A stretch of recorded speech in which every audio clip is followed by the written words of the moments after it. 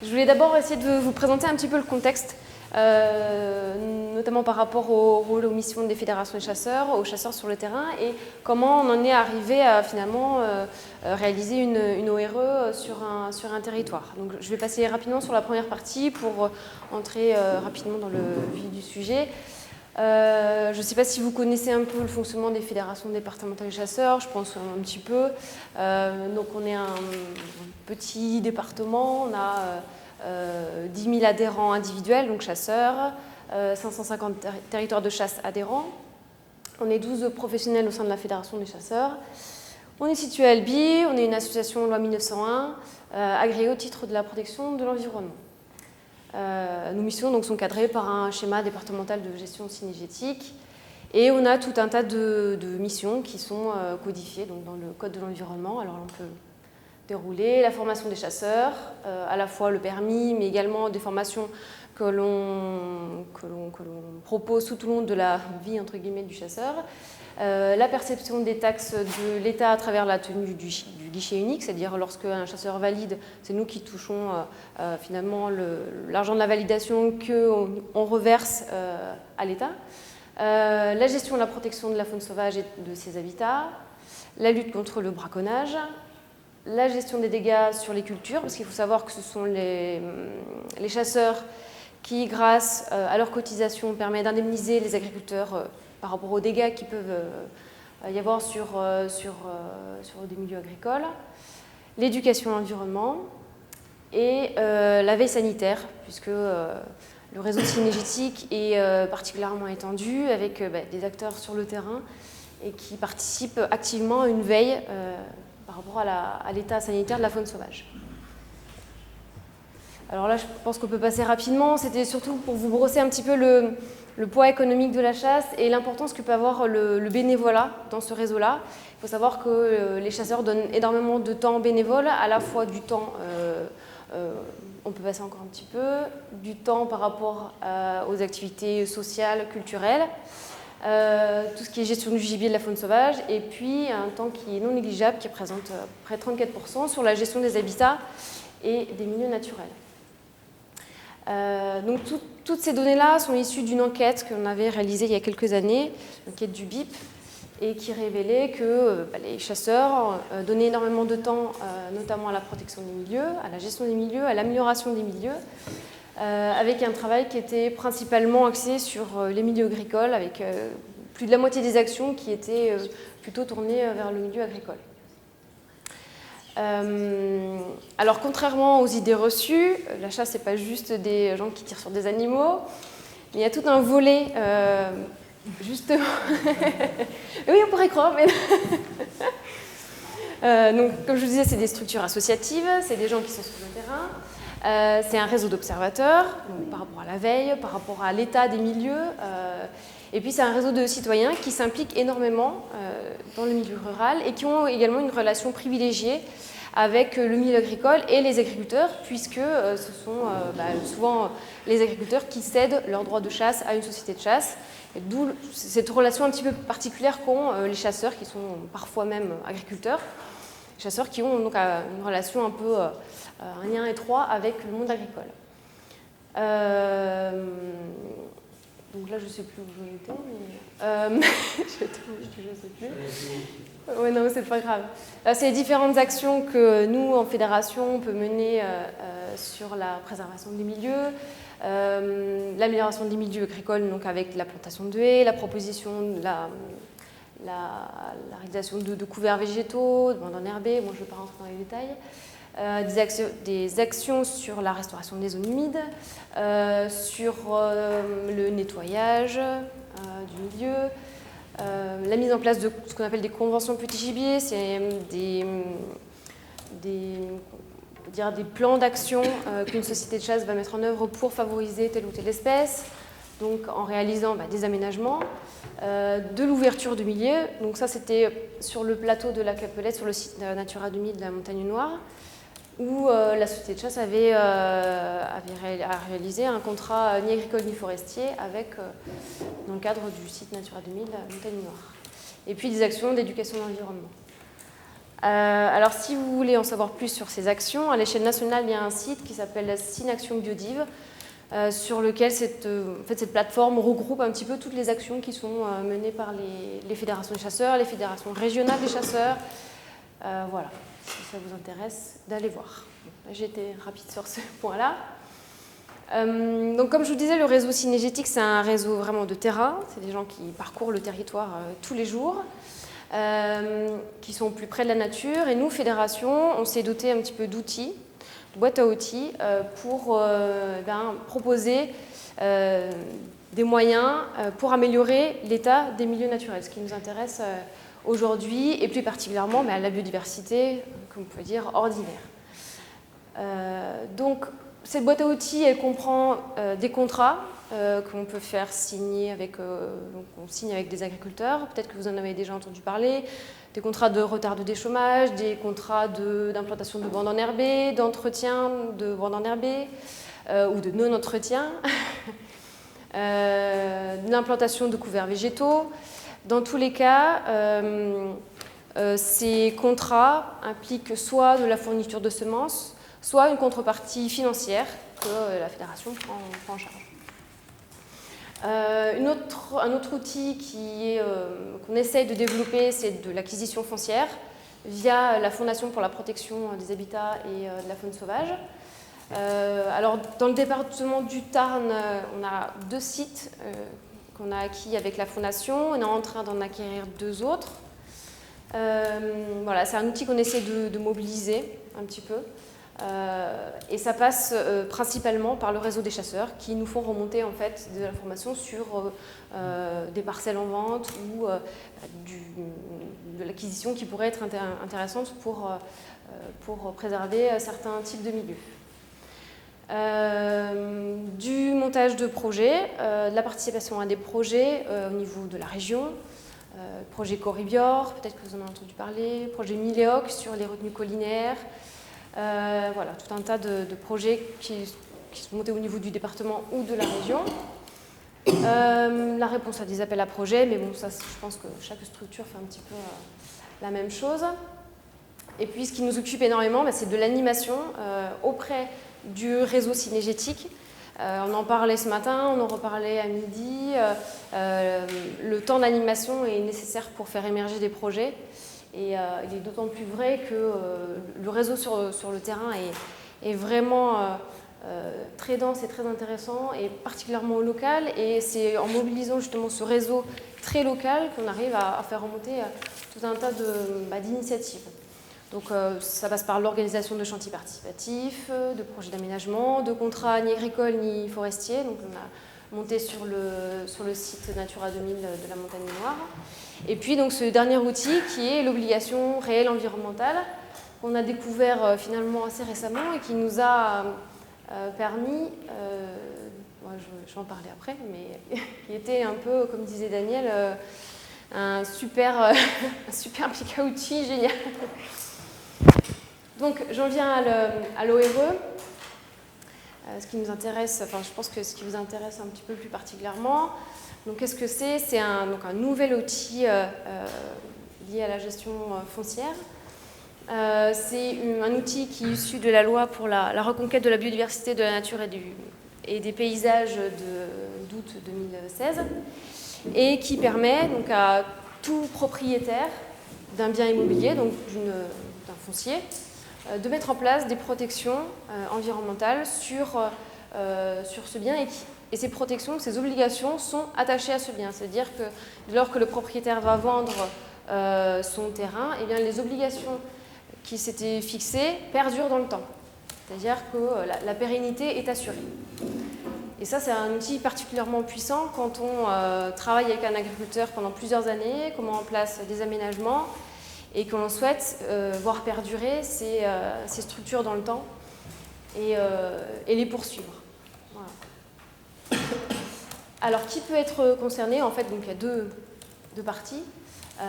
Un propriétaire qui peut être public ou privé, et puis un co-contractant qui va être un petit peu le garant des obligations que les deux parties vont se fixer. Donc c'est une démarche totalement volontaire, qui est extrêmement souple. C'est une démarche qui va engager donc, les deux parties et qui va permettre en fait de fixer des obligations sur ce foncier, ces obligations qui vont être définies entre ces deux parties et qui vont perdurer dans le temps. Donc, le contractant, ça peut être une collectivité, ça peut être un établissement public, ça peut être donc une association de droit privé qui agit pour la protection de l'environnement. Qu'est-ce qu'il y a dans cette ORE? Alors, il y a des engagements qui sont élaborés conjointement entre le propriétaire et le co-contractant, une durée qui est définie, et puis des possibilités de révision et de résiliation. Alors, le contenu pour le propriétaire, donc public ou privé, donc il va se fixer des obligations d'action, par exemple de plantation de haies, de restauration de mares, de préservation, de reconstitution du sol, voilà. Et puis il va y avoir également des obligations de ne pas faire, c'est-à-dire ne pas utiliser des produits phyto, ne pas retourner les prairies, ne pas artificialiser les sols. Il y a ces deux types d'obligations. Pour le co-contractant, les obligations vont être finalement multiples. Ça peut être financière, c'est-à-dire avoir une contrepartie financière éventuellement. Ça peut être un rôle de conseil, d'inventaire, de suivi sur ce foncier. Ça peut être de la mise en œuvre d'actions, ça peut être de l'information, ça peut être de la pédagogie. C'est totalement libre. Du moment que les deux parties sont d'accord sur le principe de ces obligations. Alors, pour le propriétaire, qu'est-ce que ça implique? Eh bien, d'abord, il est assuré finalement que ce qu'il a mis en place chez lui et ce qu'il souhaite faire perdurer, il perdure dans le temps. Donc, c'est une certaine satisfaction et de savoir que ce qu'il a mis en place va pouvoir se transmettre. La pérennité des mesures, bon, je l'ai déjà rappelé, et ça lui permet également de bénéficier d'un interlocuteur, donc d'un co-contractant, qui va lui permettre d'avoir de l'accompagnement, du conseil dans sa démarche et puis dans les années à venir. Et pour les futurs propriétaires, l'ORE implique que ce futur propriétaire, finalement, va également récupérer les obligations qui sont attachées à ce foncier. Et ces obligations-là vont s'imposer pendant toute la durée du contrat, donc qui peut aller de 1 à 99 ans, donc ça peut être extrêmement long. Alors, quel est l'intérêt de l'ORE? Comme je l'ai un petit peu dit, c'est un outil qui est extrêmement souple, qui s'adapte facilement aux enjeux locaux, environnementaux, qui est complètement souple parce qu'elle dépend des engagements que chacun souhaite prendre. Donc c'est complètement volontaire de part et d'autre du propriétaire et du co-contractant. C'est relativement facile à mettre en œuvre. Ça peut être compatible avec un bail rural, c'est-à-dire qu'on peut inclure du moment que l'ORE n'entre pas en conflit avec le bail, on peut intégrer des clauses environnementales dans le bail rural pour justement prendre en compte l'ORE. L'intérêt pour le propriétaire, c'est qu'il va être exonéré de la taxe publicitaire et éventuellement de la part communale de la taxe foncière. Mais ça va dépendre en fait de la volonté de la commune, de chaque commune, donc sur les propriétés non bâties. Et les ORE, autre point intéressant, c'est qu'elles peuvent être mobilisées dans le cadre de la compensation aux atteintes à la biodiversité. Alors, je ne rentre pas trop dans le détail sur ce point-là. Si vous avez des questions, on pourra y revenir après. Je vais vous présenter maintenant un petit peu le ORE qu'on a initié sur la commune de Virac. Si vous le souhaitez, j'ai amené l'acte notarié, donc si vous voulez le consulter. Voilà. Alors, le truc, c'est que bon, c'est pas l'acte officiel signé, c'est l'acte avec les commentaires, hein, mais bon, On n'a pas encore le retour du notaire, mais parce que c'est assez récent, ça a été signé en août. Et le plan d'action qui est joint à cet acte, à l'acte notarial, l'acte authentique. Alors, comment ce projet a émergé? Alors, c'est un travail un peu de longue haleine. Pour vous situer un petit peu le contexte, donc ça c'est le département du Tarn. Vous pouvez avancer un petit peu. L'obligation a été signée donc, sur la commune de Virac, qui est située sur un plateau argilo-calcaire. Alors, je ne sais pas si vous connaissez un petit peu le Tarn, mais c'est à côté de Cordes-sur-Ciel.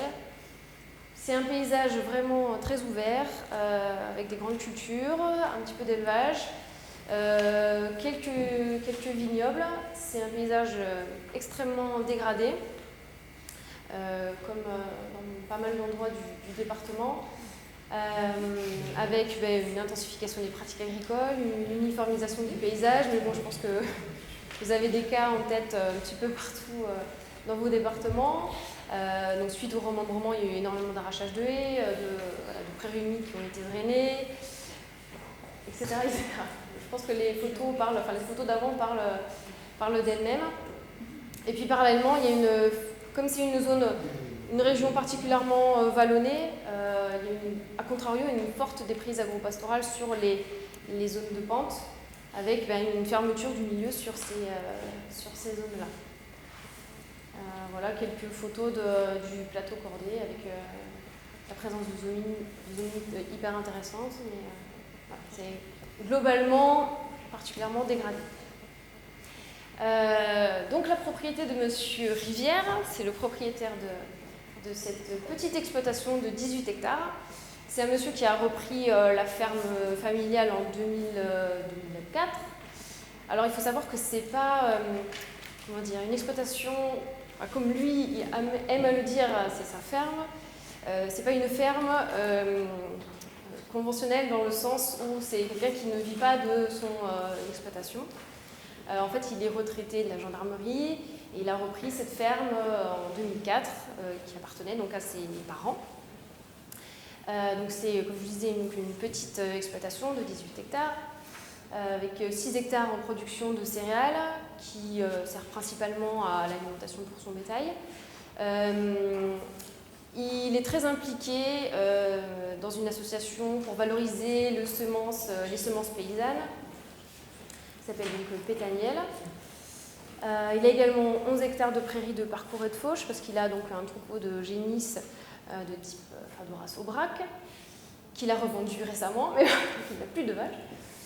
Et puis il a une petite parcelle de vigne pour sa consommation personnelle. Donc on ne peut pas dire que ce soit une exploitation très conventionnelle, entre guillemets, parce qu'il ne vit pas de son travail agricole, mais son objectif à lui, c'était de retrouver sa ferme, la ferme de son enfance, c'est-à-dire de redonner sa place à la nature sur cette exploitation qui avait été quand même particulièrement dégradée par ses parents. Donc ça, vous avez le parcellaire. Vous voyez, c'est relativement réduit, 18 hectares c'est tout petit. Il a quelques boisements humides par là, et puis après c'est vraiment de la grande culture. Ici. Alors, comment le projet a émergé? En fait, Monsieur Rivière, donc en 2015, comme je vous disais, c'est un travail de longue haleine. On parlait d'animation sur le terrain, là pour le coup, on a fait pas mal d'animation. Monsieur Rivière a contacté la Fédération des chasseurs par le biais en fait, des contrats agricoles. Donc, on signe avec les agriculteurs par rapport aux couverts végétaux, jachère environnement faune sauvage. Son objectif, donc, c'était de mettre en place des couverts végétaux via notamment la société de chasse de Virac. Et puis, le technicien du secteur s'est déplacé plusieurs fois, et puis au fur et à mesure des échanges, au fur et à mesure du temps, après une petite phase de diagnostic, de rencontres successives, Monsieur Rivière a voulu aller un petit peu plus loin et s'investir beaucoup plus sur la renaturation, en quelque sorte, de son exploitation, de sa ferme. Donc ça a commencé avec des couverts environnement faune sauvage, des jachères mellifères pluriannuelles, et puis au fur et à mesure du temps, il y a eu une petite accélération Dans les années 2016, 2017, 2018, il y a eu plusieurs phases de plantation de haies, de restauration de mares, d'implantation de couverts messicoles. Il fait maintenant de l'agroforesterie. Il va mettre en œuvre des parcelles avec des essences fruitières issues d'un conservatoire, des essences fruitières qu'on a sur le département. La ferme est devenue un véritable support pédagogique parce que dans le cadre de ces plantations de haies, nous, on fait venir des lycées agricoles, on fait venir des écoles pour participer à la plantation. Donc c'est devenu finalement un petit peu une vitrine exemplaire de ce qu'il est possible de faire en agriculture pour la biodiversité. Alors, oui, rapidement, donc ça c'était le réseau de haies qui existait. Voilà, autour de son bâtiment d'exploitation. En 2015, donc, il a mis en place des couverts végétaux, donc jachères, etc., donc sur des surfaces relativement importantes. En 2016, de la plantation de haies. Alors, 2015, la plantation de haies, 2016 également. Notre objectif, c'était également de recréer tout un maillage de haies pour recréer des véritables corridors écologiques. Lui, il voulait retrouver sa ferme comme il l'avait peut-être un peu imaginé dans sa jeunesse. Et nous, l'objectif, c'était un petit peu d'aiguiller aussi la plantation pour recréer ce réseau de haies, ce maillage, pour redonner un petit peu de la fonctionnalité sur ce territoire-là. Donc en 2017, une nouvelle vague de plantation de haies avec la mise en place de parcelles en agroforesterie. La restauration d'une mare, celle-ci a été créée. Bon, c'est vraiment des petits points d'eau, hein, c'est pas... De la plantation de haies sur tout le pourtour de cette parcelle-là l'année dernière, avec à nouveau une création de mare.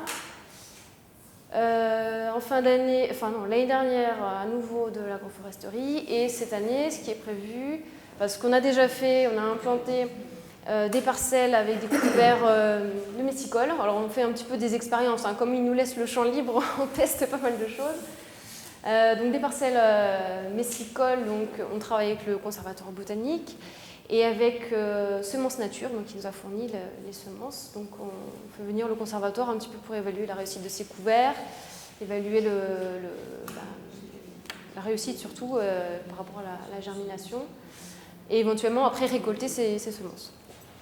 Donc au total sur la ferme, donc 1500 mètres de haies champêtres ont été plantés, principalement soit avec l'aide des chasseurs, soit avec l'aide de lycées agricoles, en fait, sous forme de chantier participatif. 3 à 4 hectares de couverts végétaux implantés par an.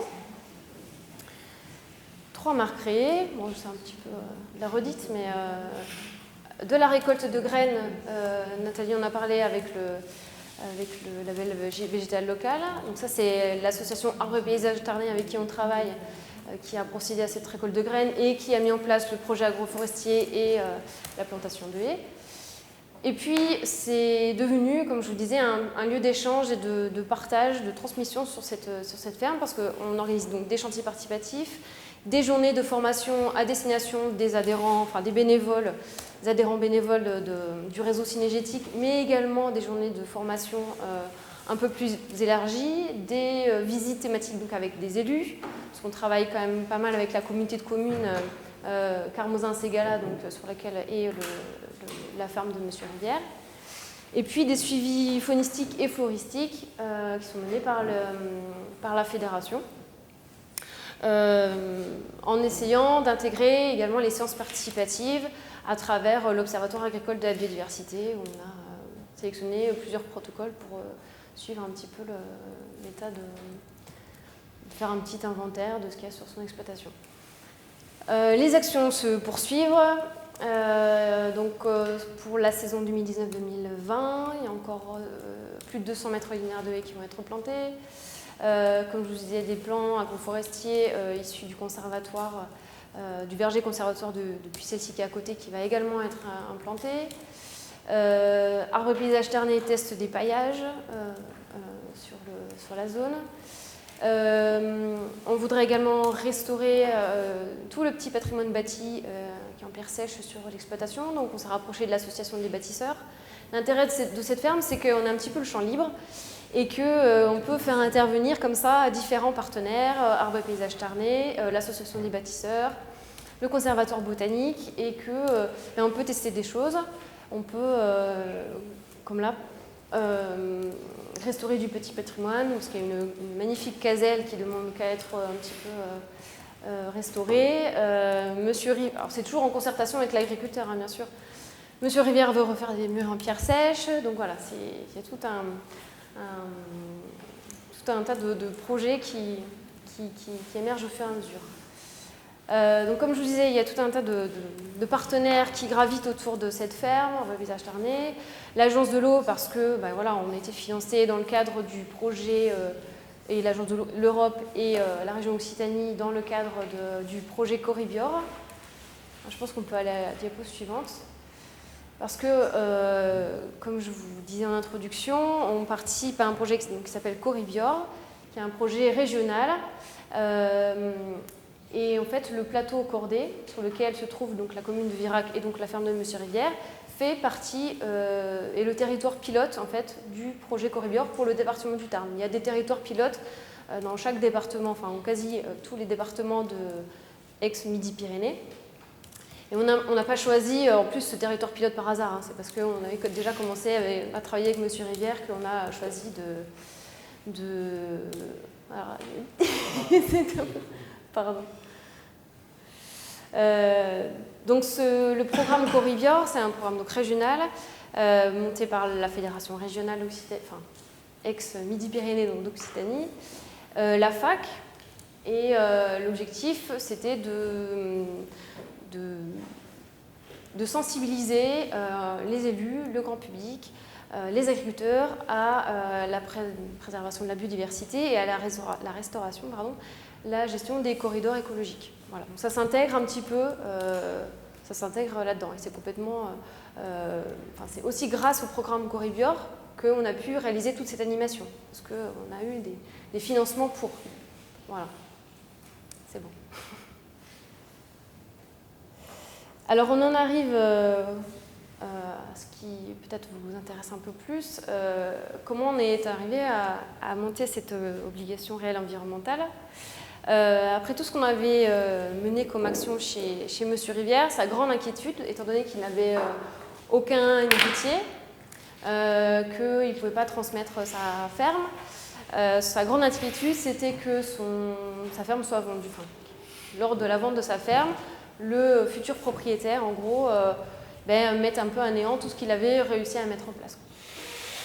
Donc il avait une grande inquiétude, il s'est tourné vers nous en nous demandant quelles solutions on pouvait trouver pour pérenniser toutes ces actions. Alors on a cherché des solutions, on a pensé à l'acquisition, mais pour nous c'était pas jouable, on pensait carrément au don, on s'est dit peut-être qu'il va nous donner son exploitation. Mettre en place un bail amphithéotique, bon, on en a un petit peu parlé, un bail rural avec clause environnementale, bon, c'était pas satisfaisant, des mesures de protection par rapport aux linéaires de haies, mais c'était très réducteur par rapport à tout ce qu'on avait mis en place, et puis est tombé du ciel, un petit peu comme ça, l'obligation réelle environnementale qui finalement répondait un petit peu à toutes nos inquiétudes. Et c'est comme ça qu'on est arrivé à monter cette ORE. Alors, vous allez arriver à nous expliquer en 5 minutes. Pardon, oui. Parce que je vois tout le monde qui commence à s'affairer, je pense qu'il y a beaucoup de Désolée. C'est super d'essayer de le faire. Ouais, bon, ok.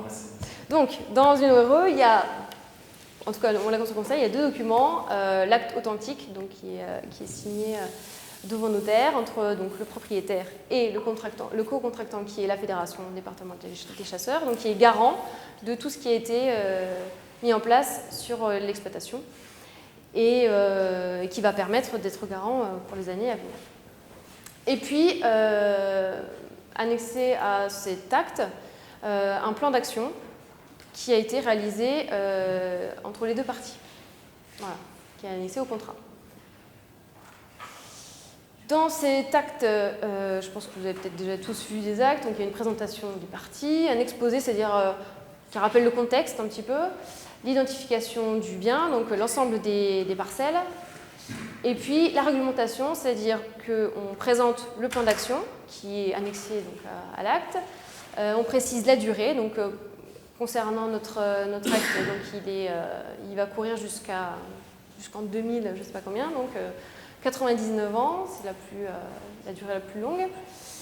Et puis, il comprend, c'est-à-dire il cite précisément quelles obligations M. Rivière prend et quelles obligations la fédération prend par rapport à ce foncier. Du coup, je vais passer rapidement. Allez-y. Pour le propriétaire, donc, c'est de mettre en œuvre le plan d'action qui se veut relativement large, justement pour pouvoir être adapté lors de changements de propriétaire. Autoriser l'accès à la ferme, à la Fédé pour les actions, les réalisations des actions, céder le droit de chasse à la société de chasse, ne pas utiliser de produits phytosanitaires. Donc toutes ces obligations-là, c'est lui qui se les est imposées. Et s'inspirer du calendrier lunaire de Michel Gros. Voilà. Donc ça veut dire que le futur propriétaire va devoir... Oui. Alors on a réussi à transformer, à utiliser, à s'inspirer, parce que c'était... On lui a dit quand même, le futur propriétaire va devoir quand même s'engager à répondre à tout ça quand même. Donc ça veut dire s'inspirer du calendrier lunaire, ça veut dire ne pas utiliser de produits phyto, donc ça engage quand même énormément le futur propriétaire. Le co-contractant, donc la Fédé, de notre côté, donc on s'engage à respecter le plan d'action, de poursuivre la valorisation sur la ferme, le développement de la connaissance sur la ferme, auprès donc, des partenaires institutionnels, des associations, du réseau synergétique, de réaliser de la communication, des supports pédagogiques, d'être un appui et un conseil technique pour le propriétaire et le futur propriétaire, et puis de gérer les accès à la ferme par rapport aux autres partenaires qui souhaiteraient venir sur l'exploitation. Et puis des obligations communes. L'obligation commune qui a été retenue, c'est l'élaboration conjointe de fiches de suivi, donc qui ne sont pas annexées à l'ORE, mais qui sont citées d'ailleurs. Ces fiches de suivi et de gestion qui va reprendre en fait par parcelle l'inventaire de tout ce qu'il y a sur ces parcelles, le type de gestion qu'on va mettre en place. Ça veut dire définir un calendrier pour certaines actions, de retard de fauche, etc. Des préconisations d'actions, des aménagements, des travaux. Et puis, il s'engage également à réaliser un bilan annuel avec une réévaluation de ce qui a été fait chaque année. Excusez-moi, oui. Juste une question. Oui. Qui a dit si par exemple, le futur propriétaire respecte sa calendrier lunaire? C'est nous qui sommes censés être garants en fait. Après, on a marqué s'inspirer. Non, donc, mais je pense que oui. ça peut être un autre exemple sur une autre partie s'il ne respecte pas la chose. S'il ne respecte pas, donc nous on est en fait garant du respect de ces obligations-là. S'il ne le respecte pas, il y a une mise en demeure qui est faite, donc on envoie un courrier en disant que s'ils ne répondent pas à leurs obligations d'ici 2 mois, en gros, alors c'est pas exactement précis, alors c'est là où peut-être l'ORE, pour l'instant on n'a peut-être pas suffisamment de recul pour savoir comment la sanction peut tomber. Si le propriétaire ne répond pas à ses obligations dans les 2 mois, on peut faire appel au notaire comme arbitre pour régler un petit peu le conflit qu'il pourrait y avoir entre le propriétaire et ses obligations. Au-delà, bon, pour l'instant on n'a pas suffisamment de recul, je pense que ça peut passer. Peut-être que Daniel a plus d'informations, mais je pense que ça passe au tribunal. Je sais pas. Voilà. Pour l'instant, on n'a pas trop de recul par rapport à ça. Ce qui est noté dans l'acte, c'est uniquement le courrier d'information que le propriétaire doit, une obligation de répondre à ses actions dans les 2 mois, et que si elles ne sont pas respectées, le notaire peut être un peu arbitre de cette confrontation pour régler le problème. Voilà. Ce sera très intéressant de voir s'il y a des non-respects futurs d'ORE, de savoir quel est le tribunal compétent. Ouais. Ah oui, parce qu'aujourd'hui, mais là, moi, j'ai pas de souvent précision. ce qu'on fait. On met des dispositifs en place et la clé de contrôle, on l'a pas. Enfin, les gens qui contrôlent. C'est pour ça que c'est là le génial. Oui, parce que c'est nous qui contrôlons. Alors, on peut mettre les sanctions dans l'acte. Donc, ça peut être inscrit dans le flux. On peut aller jusqu'à la résolution de la vente. Ensuite, il y a qui va être compétent au tribunal, parce que c'est un contrat. Est-ce que c'est le tribunal civil? Est-ce que c'est une juridiction administrative qui va être compétente? C'est la question du tribunal des conflits rigolote. Et en plus de ça, il peut y avoir des sanctions pécuniaires en lien avec toutes les actions à faire qui seront du coup non faites. Et donc là, il y aura de quoi chiffrer valablement avec le plan de gestion, le plan d'action, vous l'appelez comme vous voulez, ce qui sera facile de demander devant les tribunaux aux propriétaires qui refusent de faire. Donc en plus des dommages et intérêts, en plus des risques de résolution, il y aura de quoi chiffrer réellement les pertes, vu que ces montants sont chiffrés la plupart du temps dans les ORE. Quelques petites précisions aussi. C'est un passage obligatoire devant notaire, sauf dans le cadre des ENS avec les départements, qui peuvent avoir le même type de service notarié que les notaires. Ils ont cette capacité-là. Donc c'est bon à savoir. Ça fait toujours des frais en moins quand on est sur un ENS. Ouais. On a le cas en Garonne qui se précise. Donc, sachant que nous, par exemple, les frais notariés ont été pris en charge par la Fondation. Dans ce cas, ça peut être... Ensuite, quand c'est pour de la compensation, et le législateur a créé ça essentiellement à la demande de la CDC à l'époque pour faciliter la compensation, pour ne pas le perdre de vue, même si je suis ravi de le voir utilisé comme ça, c'est ce qu'on préconise aussi dans le réseau des Seines. Quand il y a compensation, les frais ne sont plus à la charge par défaut du propriétaire, mais du maître d'ouvrage. Je rappelle que quand il y a compensation, les frais ne peuvent pas être enlevés à la charge du maître d'ouvrage. C'est lui qui les assume, il ne peut pas les déléguer, il ne peut pas les donner, il ne peut pas les attribuer. Donc quand une ORE est prise en compte pour ça, il y a une troisième partie qui est la personne qui prend en charge les mesures financières et qui paye concrètement. On va poursuivre peut-être. Et par défaut, tous les frais inhérents, donc la perte sur la valeur foncière du bien, les actions obligatoires à faire une faciale d'eau, sont par défaut, si ce n'est pas inscrit dans le contrat, à la charge du propriétaire. Et ce n'est pas neutre, il faut le savoir aussi, pour pouvoir le dire, et faire en sorte que s'il y a des frais qui ne doivent pas être engagés pour lui trop importants, ils puissent être pris en charge soit par la partie co-contractante, soit par une tierce personne. Bon, je vais essayer de terminer vite. J'en étais aux obligations réciproques, donc on en a parlé. Après, donc, il y a toute une partie sur les modalités de révision qui doivent se faire en concertation entre le propriétaire et le co-contractant, sachant qu'on ne peut pas vider le contrat de sa substance, bien sûr. Une partie sur les sanctions, donc là on vient d'en parler. Sur la cession de contrat, c'est-à-dire si nous, Fédération des chasseurs, on vient fusionner avec une autre association, si on vient disparaître, il y a tout un tas de mesures qui est pris en cas de justement changement de statut ou de l'entité Fédération des chasseurs. Et des mesures d'information, bien sûr réciproques, et puis un état des lieux cartographique. Voilà. Donc ça c'est l'action, en fait, ça c'était l'acte authentique. Donc ensuite annexé à ce contrat, on a un plan d'action dans lequel on a deux catégories, une action transversale qui fixe un petit peu le cadre et l'organisation générale et le fonctionnement de ce plan d'action. Et puis des actions par milieu, par élément de biodiversité, qui comprend donc un état des lieux de cet élément, et puis des engagements respectifs et puis communs pour cet élément de biodiversité par ce type de milieu. Donc avec des actions qui restent relativement succinctes, larges, qui font référence à un document avec des fiches de suivi qui vont être élaborées par ailleurs, ces fiches de suivi qui vont être créées avec donc, le propriétaire.